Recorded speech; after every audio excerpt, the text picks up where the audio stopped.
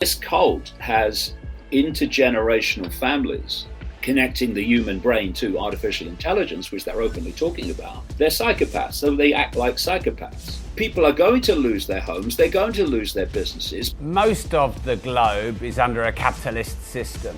No, it's not. It's under a cartelist system, because the people who control the governments are the same people that control the banks. Abraham Lincoln, the greenbacks, bang. President Kennedy, the silver certificate, bang. The worst nightmare of the banking system is interest-free money, where in the end, your money would be connected to your body. David, what's your big warning to humanity? You, your kids and grandkids are going to be living in a global fascist dictatorship of total 24-hour surveillance control. So this could be the most revealing, shocking David Icke interview the world has ever seen. So I'm Rob Moore, host of the Disruptive Entrepreneur Show. David Icke is probably one of the world's most renowned conspiracy theorists.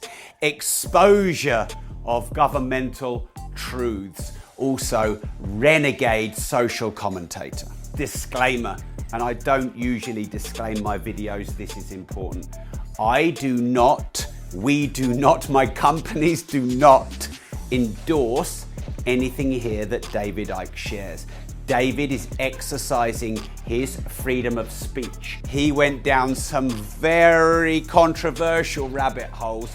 Do your own research. We asked him about the financial system, who runs the world, capitalism. Actually, David calls it cartelism. David also talks about Bill Gates, Mark Zuckerberg, the billionaires, the big social media platforms, and the Hunger Games society that he thinks we are in. So some major revelations coming in this interview, but first, make sure you like this video, turn the notification bell on, and subscribe to the channel. David, thanks a lot for being a guest again on the show. Really grateful to you. I wanted to talk maybe more specifically this time round on money and the money system. There's obviously a lot of changes going on to the money system, the taxation. Who do you think, David, controls the financial system, and how does the financial system work? It all comes down in the end, in terms of these society controlling institutions, to what I call the global cult, which is a global network of secret societies and semi-secret groups with ultimately, if you go deep enough in the rabbit hole, a mission control, a central organizational center. This explains why countries tend to respond to the same kind of situations in extraordinarily the same way. The thing is, if you're talking about control and the need to control, then you look at society as it's structured, and control is overwhelmingly dictated by money. Who has it and who doesn't? And if you look at a definition of freedom, well, it's choice. The more choices you can make, the freer you are. The fewer choices you can make, the less free you are. And in the way that society is structured today, what dictates choice more than anything than money? Who has it and who doesn't? So I hear people talk about how the billionaires and the billionaire corporations, etc., are all about money. But, well, yes, on one level, they have a mentality that is it has an insatiable greed. But the bottom line of bottom lines is not about accumulation of money. It's accumulation of control via the weapon of money.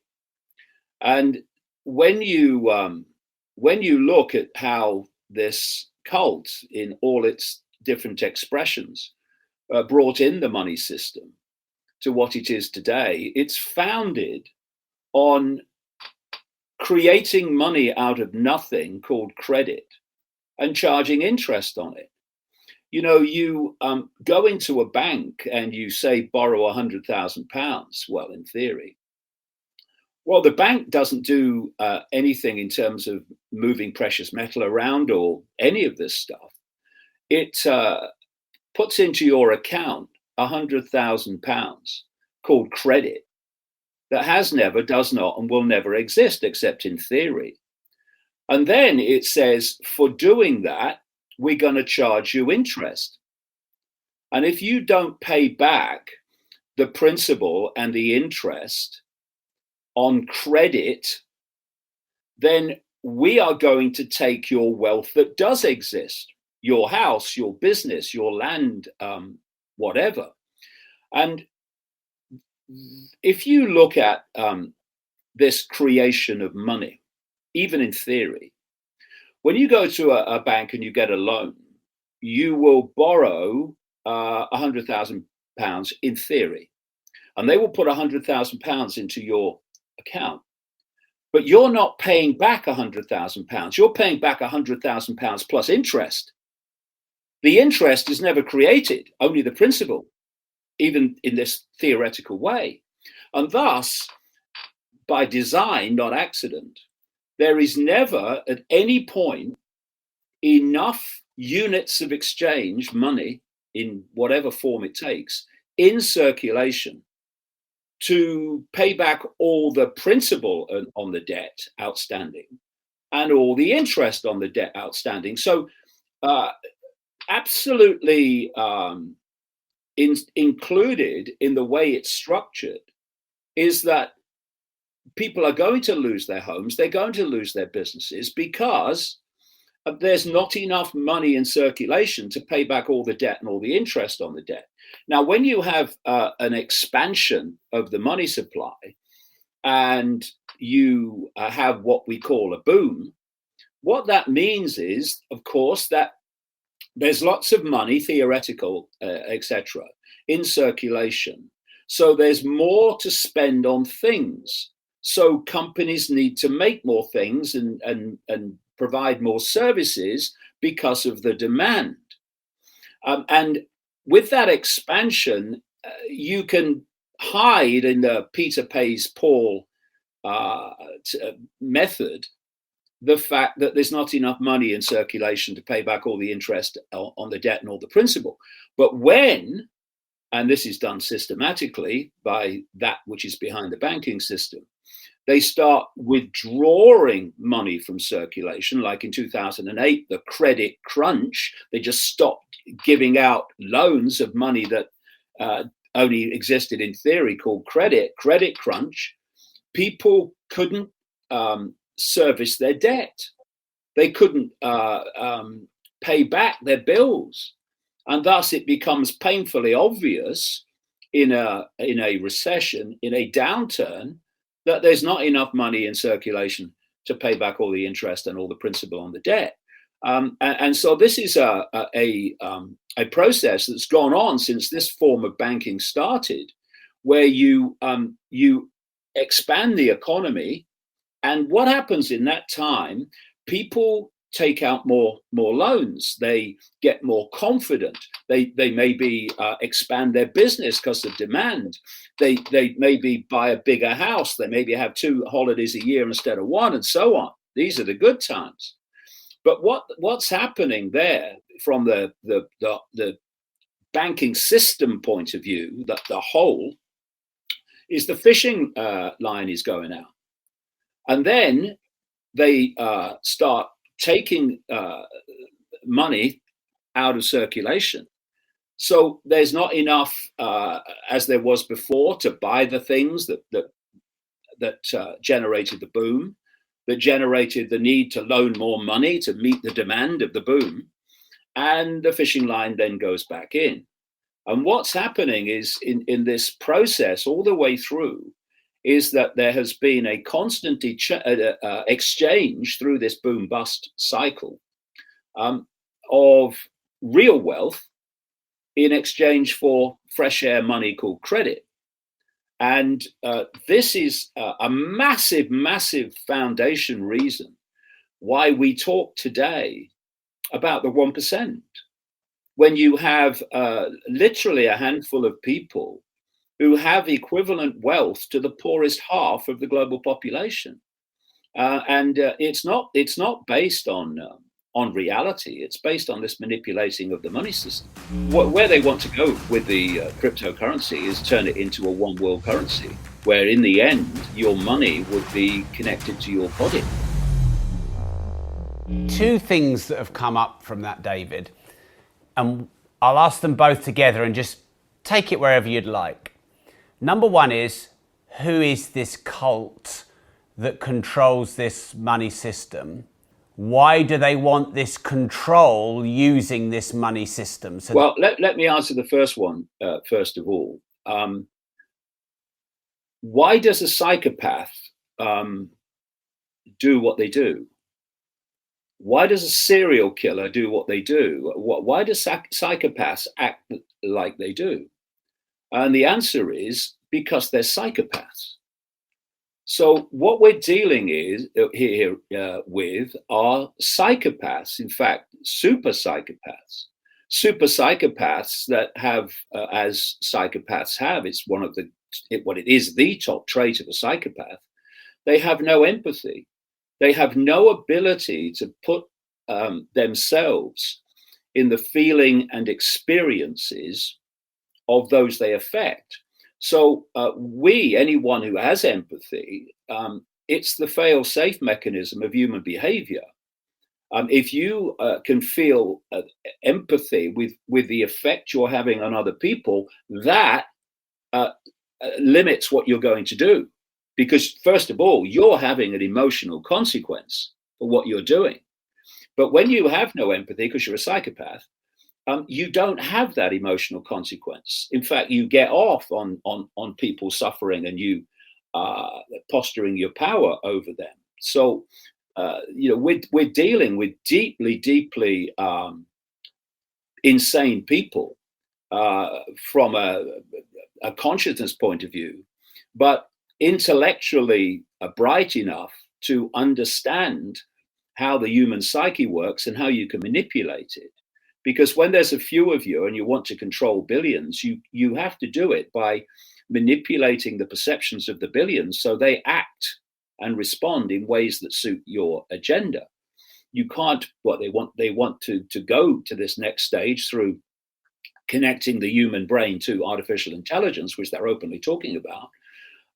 But up to this point, they simply don't have the numbers to impose their will upon the population, because not enough of them, even taking into account the law enforcement and the government administration and all this stuff, there's still only a fraction of them compared with the population they want to control and dictate to. So the way they do it, and the COVID era is a classic example of it, is they manipulate the perceptions of the people so they act in ways that suit the agenda. So they're psychopaths, so they act like psychopaths.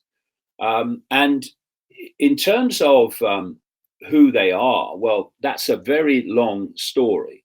But I have taken this back to at least to ancient Babylon and Sumer, and you can go back further and into other parts of the world as well.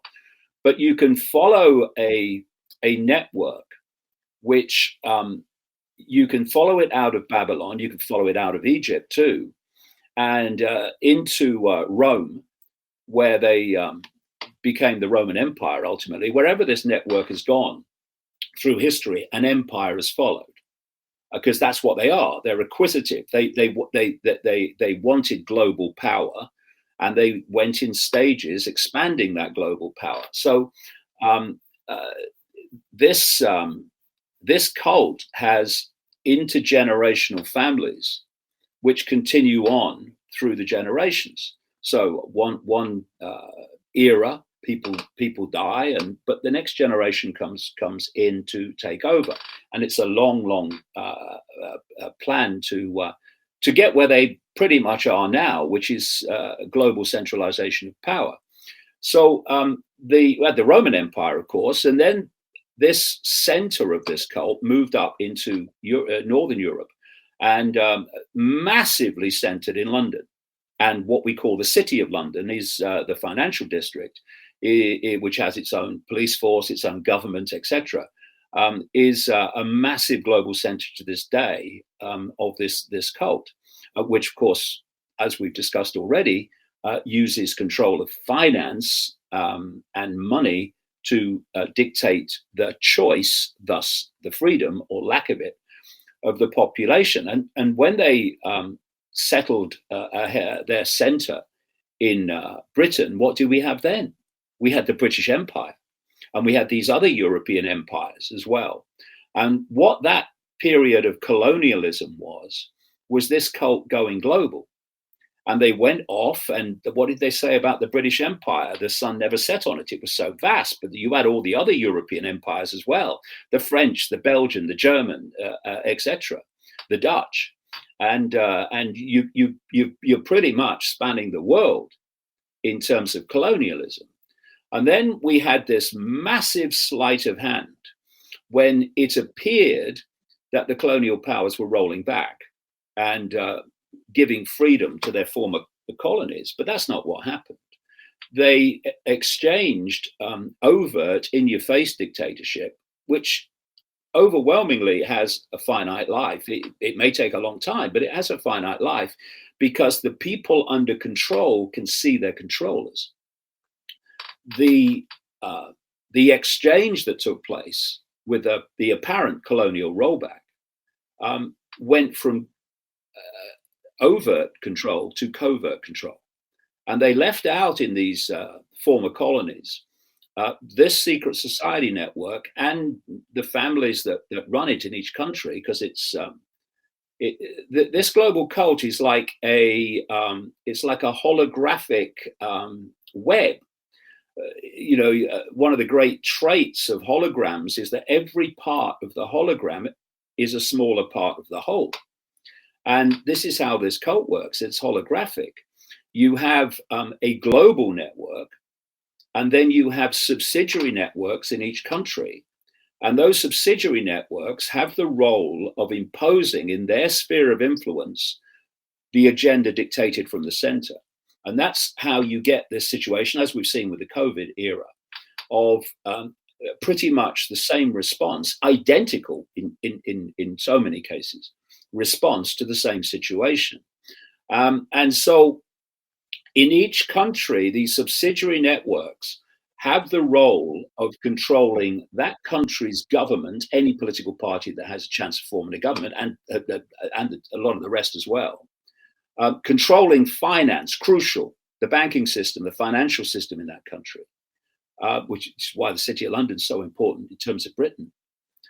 Controlling the major corporations, controlling the health pyramid. And so the various subsidiaries in these different countries are running the banking system in those countries in accordance with the centrally dictated agenda. And so you have organizations like the Bank for International Settlements in Basel, Switzerland, which was created by these families, the Rockefellers, etc., where the heads of the various central banks meet regularly to coordinate policy. And it's all centrally dictated, but you've got these subsidiaries playing it out in each country.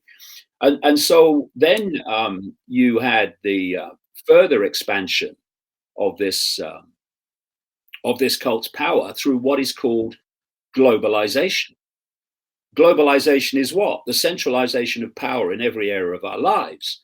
Globalization, we gave it a name eventually, is simply the ongoing centralization of power in the banking system and these other areas of human life that this cult is generating, because it's a simple equation.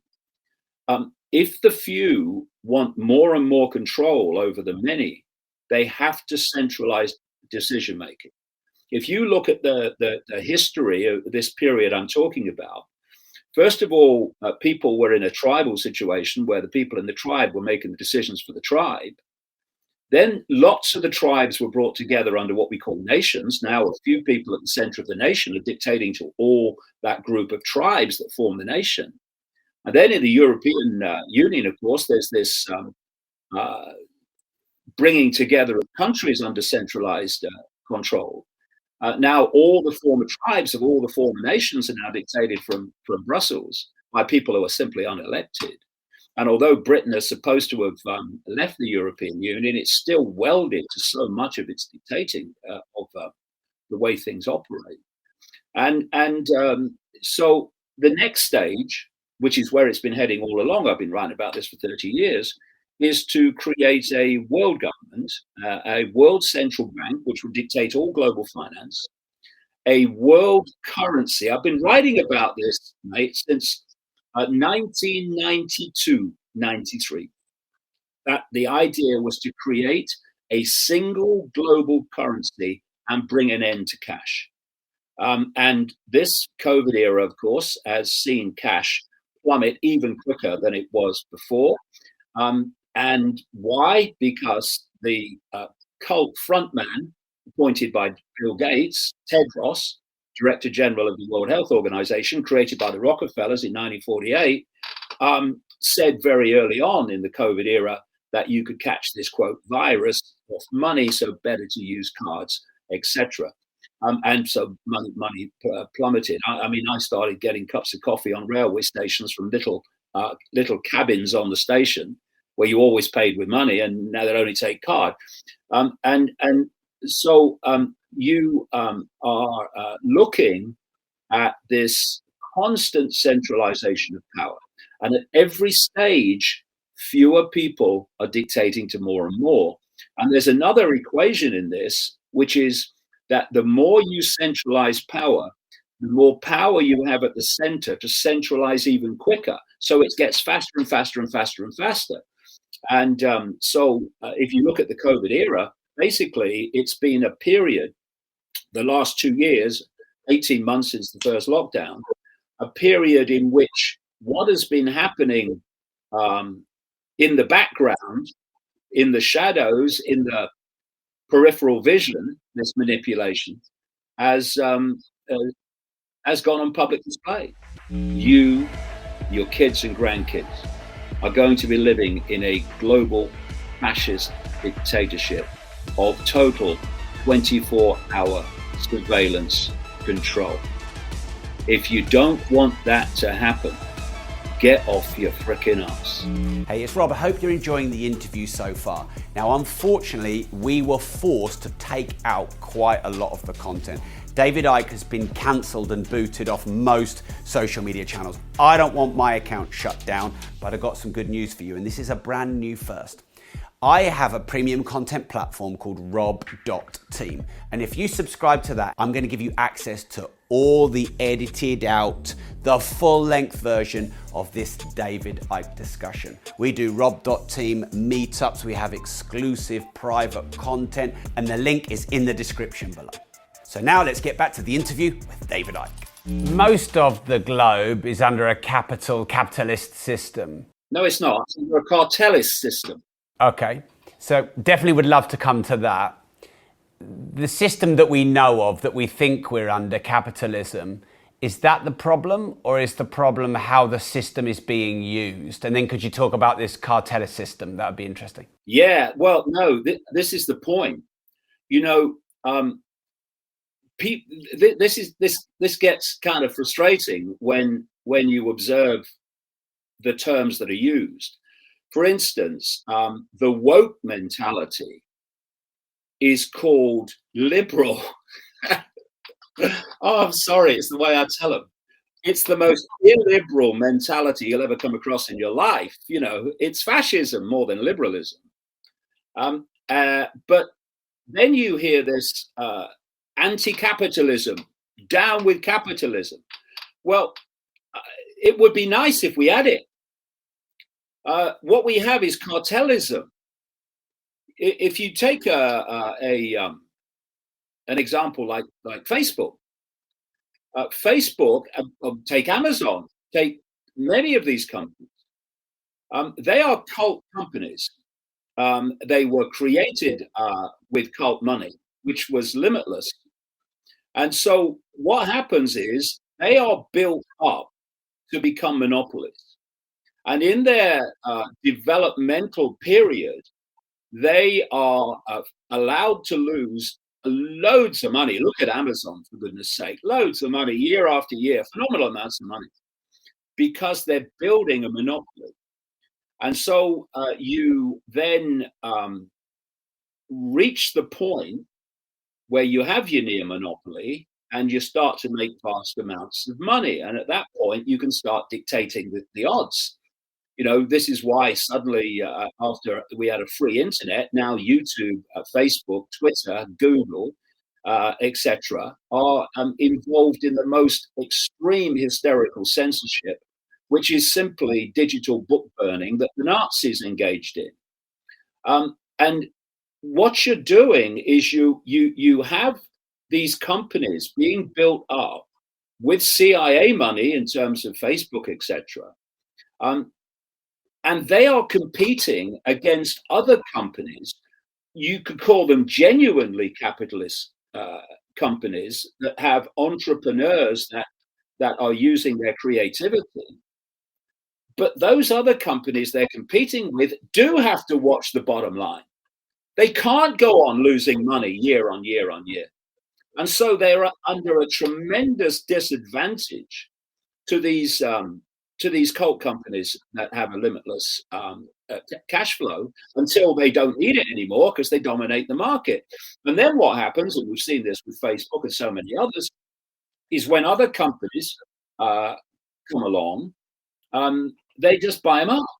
When the competition comes along, they buy them up and they take them over. And they basically have no competition in the end, worth the name. And that's cartelism. When you see groups within the same financial area, be they oil companies, be they social media companies, be they banks, whatever, moving as one unit to control the market. That's not capitalism. That's communism. That's centralization of control. And when you have your other cult-created organizations like PayPal and these other groups in the financial area, who then say to people who are competing against cult companies like Facebook or social media, when independent social media entrepreneurial people, proper capitalist people, if you like, start to build up non-censored social media platforms and non-censored video platforms, what happens is these cartel companies like PayPal and other payment companies come in and say, no, we're not going to work with you anymore. So you can't go on operating, because you can't operate without us, because we control this market, this payment market. So you've had it. And then you have the example with Parler, the social media company that came up. Because what they say, you see, this is the con. They say, oh, well, no, Facebook and Twitter, they should have the right to censor what they like because they're private companies. If you want to have no censorship, then start your own. And then you do start your own. And these cartel companies then come in and say, we're going to shut you down. So Amazon just shut Parler down. Because Amazon, people think, oh, Amazon's about ordering goods and they arrive in the post. But no, Amazon have a fantastic breadth of control of what they call the cloud and the whole computer server operation. It's massive, and therefore they can shut you down. And so what we've seen is more and more power in these various expressions of the economy being handed to fewer and fewer people, so they can not only dictate what goes on, they can stop any other genuinely capitalist competition from actually competing with them. And what if we look at lockdown? This is a vital area. What I've been saying and writing now for decades is the plan for what I call the Hunger Games Society. And the Hunger Games Society, I called it something else before, but after the Hunger Games movie trilogy came along, I called it the Hunger Games Society because those movies portrayed what this Hunger Games Society I'm talking about plans to be, which is a tiny few people dictating to everyone else via control of finance and via dependency by the population on the few for the very basics of survival. And I've been writing again for a very, very long time that the plan is and has been to destroy independent income and independent business and force the population to live on what I said was going to be called a guaranteed income, which would be a pittance. And you'd only get it if you do what the government wants you to do. Now, that sounded fantastic, when I first started talking about it. But this is why lockdown has been instigated, not to protect health, load of nonsense, but to destroy independent business, independent employment, and independent livelihood. Who has benefited from lockdown? Amazon, Facebook, all these major corporations have phenomenally increased their wealth and market share, while genuine entrepreneurs in the small businesses and the medium businesses and even the bigger businesses that are not cult owned have been sitting in their homes under lockdown. And what they did in this period, it's just ended, we're going to see now the consequences, is when they started locking people down in Britain in the spring of 2020, they knew that this lockdown was going to go on and on and on, but they also knew that if they didn't provide some income for those that were told their work was not essential and therefore couldn't be done, then they were going to get massive pushback right from the start, because people were not going to be able to pay their bills and buy food for their families. So they introduced furlough. And furlough was simply, I said it at the time, buying silence and buying time for more and more businesses to be destroyed, more and more employment to be destroyed, independent employment, independent businesses. And eventually I said, what they're going to do is they're going to pull the furlough payment, and then you're going to see the consequences, and you're going to see actually what's gone on. And I compared it to a similar situation with Margaret Thatcher and the miners. What Margaret Thatcher did was pay the miners bonus money to produce as much coal as they possibly could. It didn't have to be coal that was needed, just produce as much coal as you can. And the coal stocks got higher and higher and higher because far more was being produced than was being used. And then what did she do? She started closing the pit. And the miners, she knew, and those controlling her knew, would go on strike. But the lights were not going to go out as they did under Ted Heath, because the stocks were so high. And they went a year, and the stocks still held out, and they had to march back with their heads bowed, and the mining industry was over. This is how this is what the furlough's been about. And what we know is a very simple thing. Know the outcome and you'll see the journey. If you know where it's meant to go, you'll see the stepping stones to it every day. If you don't, everything seems random. So if you know the journey is to destroy independent business and independent employment with those businesses, then you know that lockdown's coming back, because they haven't completed the destruction of it yet. And you look at suddenly this crisis in terms of fuel shortages. And yes, because of that, food shortages and other reasons. And all these things that are happening now, they are continuing the impact of lockdown, even though we're not in it. Because people are desperately trying to run their businesses and get the work done, but under the problem of distribution and fuel, and the I know this from my own books that get sent around the world. The container shipping industry, which business, of course, depends upon, is in bloody chaos. And what is happening? Because of it, the prices are going through the roof. The prices of fuel is going up. The price of energy is going up. This is the big squeeze to push people into the lower echelons of the Hunger Games society, so they become dependent on the state, the basics of survival.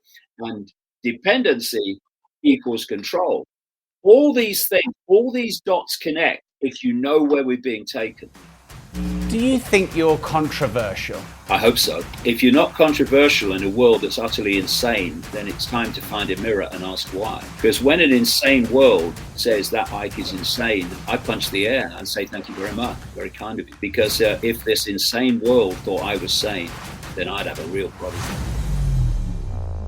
Why do you do what you do? Why are you so committed for much of your life's work to bring out this information? Which is linked to my question number 2 is, then what's the solution to all of this? Is it utopic and a dream fantasy to say we can have equality? If they've got the control, do we just bow to it, and how do we change it? Well, do we just bow to it? Well, talking personally, that will be the bloody day. Why do I do it? Well, I started, for various things happened to me. In the period of 1989, 1990.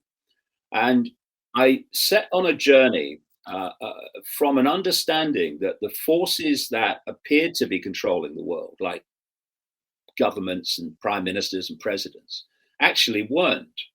The real power was in the shadows where you never saw it. So I went on this journey of uncovering it, and to uncover not only that the power is in the unseen, but what that power is seeking to do in terms of where it wants to take humanity. Now, because you're dealing with psychopaths who have no empathy and no limits, where they want to take humanity is truly, truly horrific. And I saw this from the early 1990s.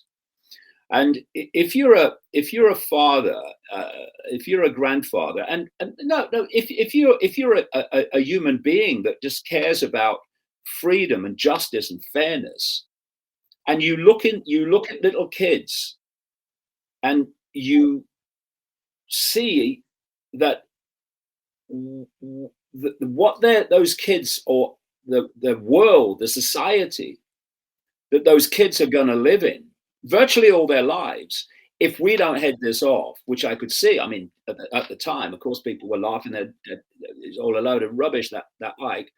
But I knew it was true. And that's why I kept going, despite all the ridicule and all the abuse, because I knew where it was going. And so I looked at these kids, and I looked at my own children, and I saw the world that was planned for them. And, you know, if you have a smear of decency, then what you do then is you give the rest of your life to trying to head it off and to alert people to it, so that they can put an end to it. Which brings me to the second question, which is, how do we bring an end to it? Well, you know, people say, what's the solution? Well, I'm not interested in solutions. I'm interested in removing the cause of the problem, because that is the solution. You can constantly look for solutions to a problem. And what solutions normally do, see politics, is lead to more and more problems, which need more and more solutions, which lead to more problems. If you're going to break the cycle, then you have to remove the cause of the problem. And if you remove the cause of the problem must disappear because its cause is gone. And the problem, and you look right the way through human history, the problem with humanity, which is why the few have always controlled the many. I don't care what the culture is. I don't care what the historical era is. It's the same. Is because the many give their power to the few in the form of acquiescence. And that is how the few have always controlled the many. And if we didn't do that, the few have no power over us. So if someone comes out of Downing Street or the White House and says, we've had a discussion, they do it all the time these days, and this is what's going to happen. If enough of the population say, we're not doing that, then they have no power. There's not enough of them to impose it. In this world of increasing globalization and centralization of power, how does one remain or become independently wealthy and free? Well, the idea is you don't. That's the point. The only way that you can do that is to stop cooperating with that wishes to stop you doing it. And that means independent businesses en masse refusing to cooperate with the next lockdown.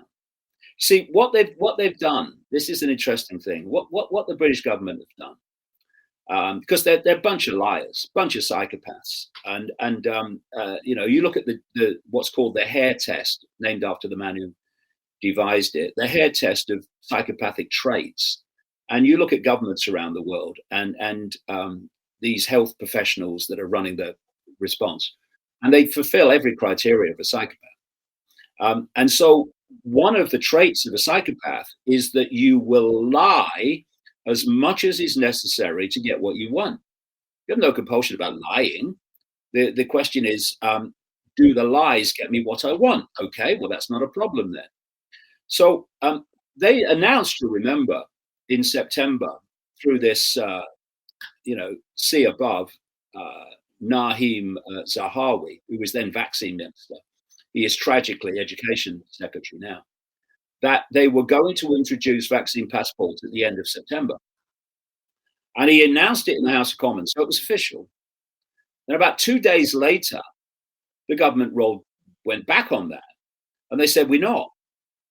But we do have a plan B just in case. Now, of course, the bloody liars, the plan B is plan A. It's masks and it's a vaccine passports and all this stuff. But what they've done when they announced this, because of course you well know, what they do is they'll announce something, actually usually not openly like that. They'll usually announce it through the media, sources say, and they're watching the reaction, see if they could get away with it. And if they don't think they can get away with it, and they've done sources say leaks, then they say, oh, no, we were never going to do that.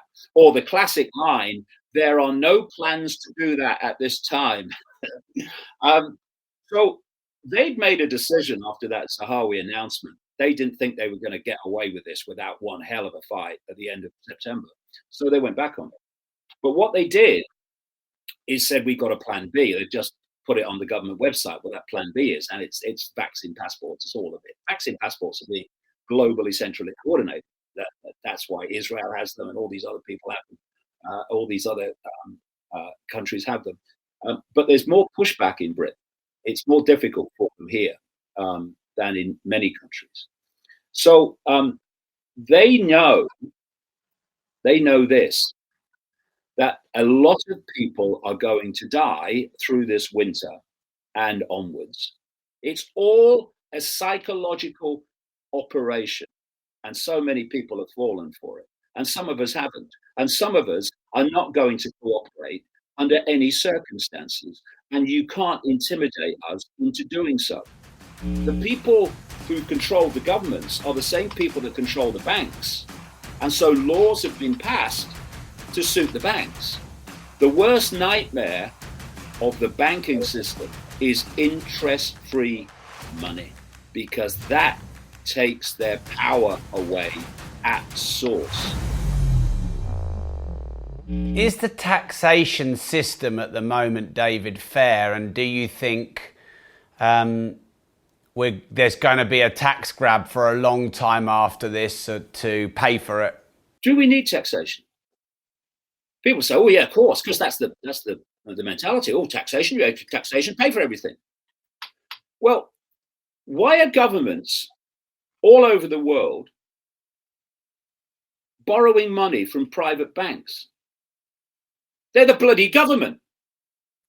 Why aren't they creating their own currency interest-free and circulating it interest-free within the population? Why aren't they creating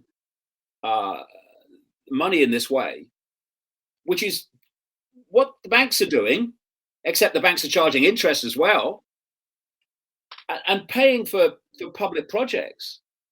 Why do they have to borrow money at interest, taxpayer interest, from private corporations and banks and other institutions to pay for these projects? Why aren't they creating their own money interest-free and paying for them that way? Because the people who control the governments are the same people that control the banks. And so laws have been passed to suit the banks. And, you look at people around the world, politicians, who have started the process of introducing interest-free money issued by the government. Abraham Lincoln, the greenbacks, bang. President Kennedy, the silver certificates, bang. The worst nightmare of the banking system is interest-free money, because that takes their power away at source and their control away at source. So the money system, the money should be there to serve the interests of the population, to overcome the limitations of barter. That's the great benefit and use of money.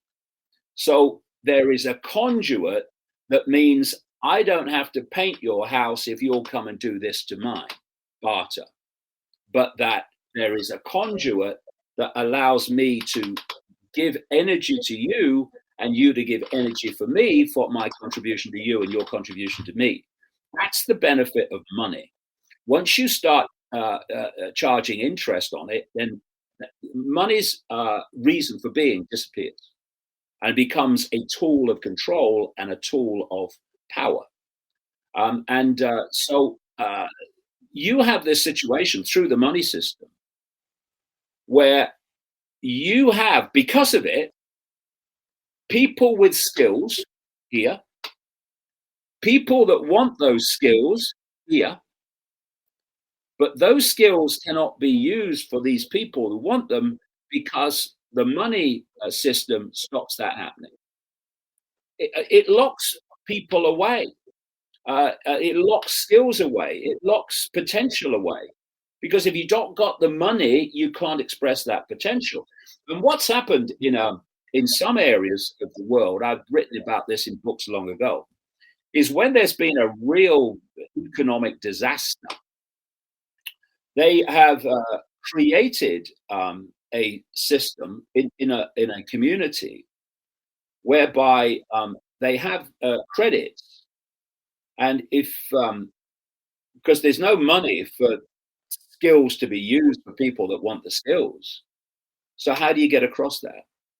And what these community systems have done is basically had someone centrally running the computer, and then someone wants their house painted, so the house is painted, and credits go on the painter's account, and the person who's had the house painted now has credits they have to contribute to the community for that, which relate to their skill and what they can contribute to the community. And what these systems have done is overcome the limitations of the financial system. There's no money to pay anybody, and it's basically a middle ground between straight out barter and money, and it's overcome in many instances this locking away of skills which cannot be used because there's not the money to pay for them. And it's again, we come back to how we started out.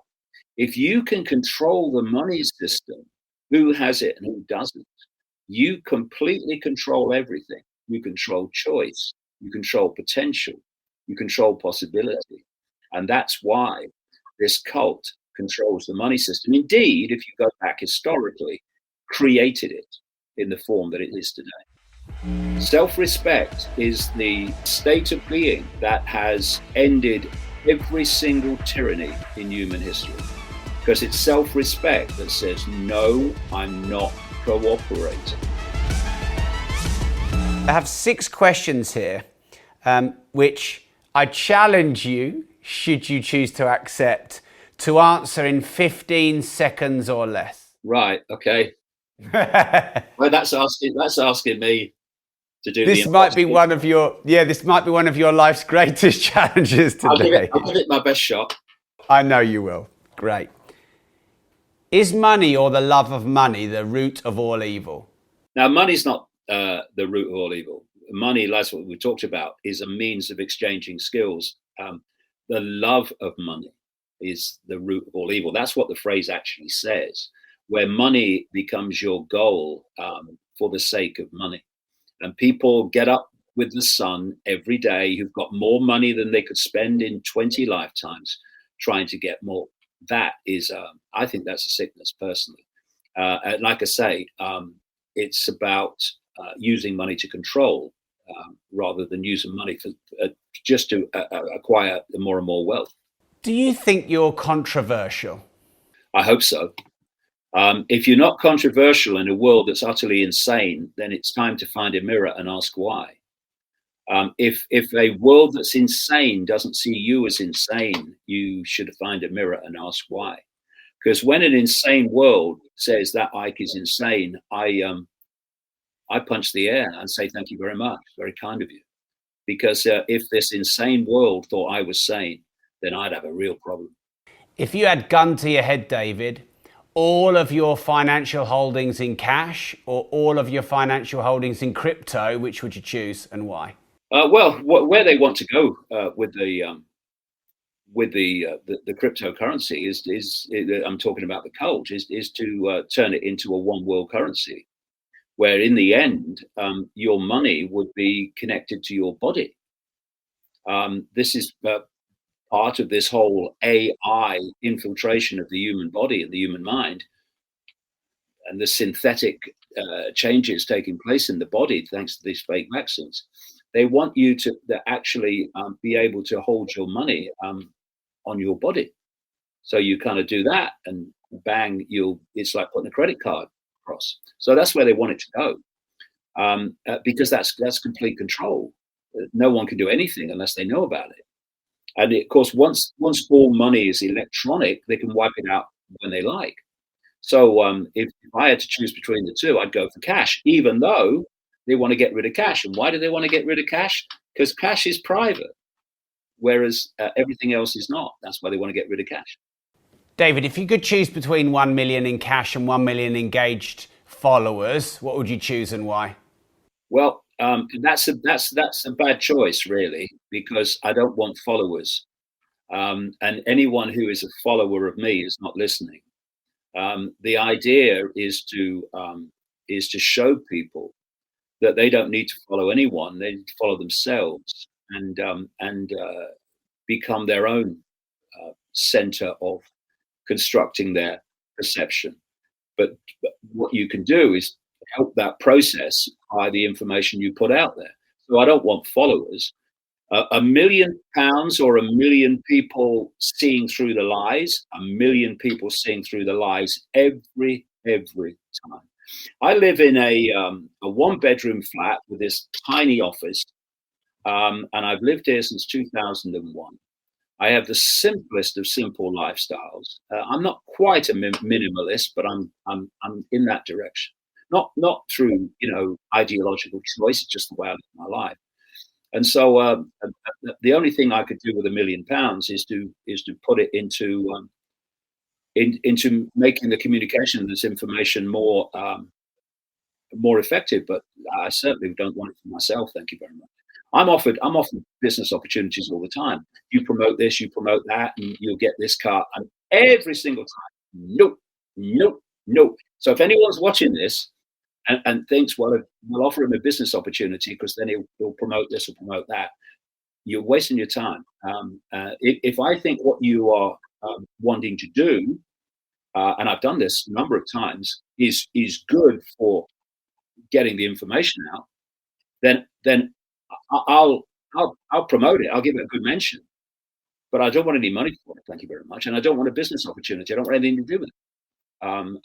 I just want to, I'm 69, and I know that didn't I just say, I'm 69, and my life is dedicated to this. It's not dedicated to making. David, what's your 15-second big warning to humanity? If you don't see what's going on and refuse to cooperate with it, by very little time from now, you, your kids and grandkids are going to be living in a global fascist dictatorship of total 24-hour surveillance control.